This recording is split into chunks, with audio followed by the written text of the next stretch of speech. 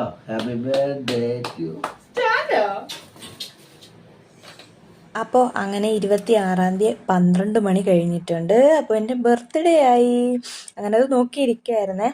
12 മണി ആയപ്പോഴത്തേനും ചേട്ടായി പോയിട്ട് cake cut ചെയ്യാനുള്ളത് സെറ്റ് ചെയ്യുവാണേ.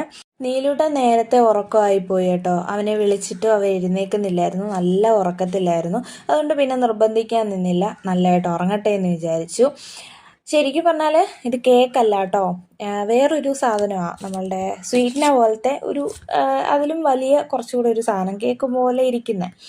അപ്പം അതിൽ ഒരു മെഴുകുതിരിയൊക്കെ കത്തിച്ചിട്ട് നമുക്ക് കട്ട് ചെയ്യാമെന്ന് വിചാരിച്ചു. നീലൂട്ടനും കൂടെ വേണമെന്ന് വിചാരിച്ചു, പക്ഷെ അവ ഉറങ്ങിപ്പോയതുകൊണ്ട് അവന് എഴുന്നേക്കാൻ പറ്റിയില്ല.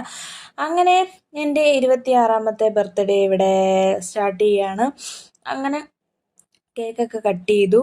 ശരിക്കും ഒരു കേക്കൊന്നും വാങ്ങിക്കണ്ടെന്ന് ഞാൻ പറഞ്ഞതാട്ടോ. ഇപ്രാവശ്യം എല്ലാവരും മാലയൊക്കെ ഇട്ടേക്കുന്നത് കൊണ്ട് കേക്കൊന്നും വേണ്ട, ഒന്നും കട്ടിങ് ഒന്നും വേണ്ട എന്നൊക്കെ വിചാരിച്ചു. ഇപ്പം വലിയ താല്പര്യമൊന്നുമില്ല കേട്ടോ, കേക്ക് കട്ട് ചെയ്യുന്നതിനോടൊന്നും വലിയ താല്പര്യമൊന്നുമില്ല.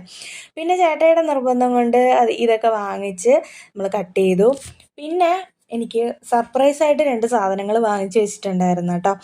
അപ്പോൾ അതെടുക്കാനായിട്ട് സ്റ്റൂൾ നീക്കി തരാൻ പറഞ്ഞു. ഞാൻ വിചാരിച്ചിട്ട് സ്റ്റൂളിൻ്റെ അടിയിൽ വല്ലതും എടുത്ത് വെച്ചിട്ടുണ്ടോയെന്ന്. അപ്പോൾ അത് അവിടെയായിരുന്നു ഒളിപ്പിച്ച് വെച്ചിരുന്നത്. ഇത് ശരിക്കും പറഞ്ഞാൽ സർപ്രൈസ് ആയിപ്പോയി കേട്ടോ.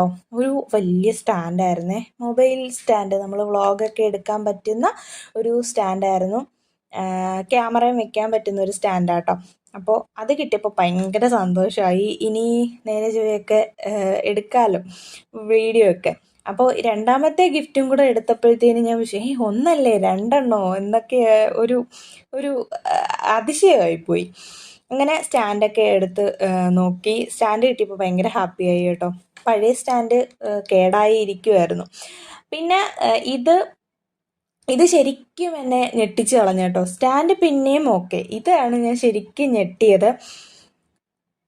ക്യാമറയാണ് കേട്ടോ, സോണിയുടെ ഒരു ക്യാമറയാണ്. ഇത് വാങ്ങിക്കുന്ന കാര്യം ഒരു സൂചന പോലും തന്നിട്ടില്ലായിരുന്നു.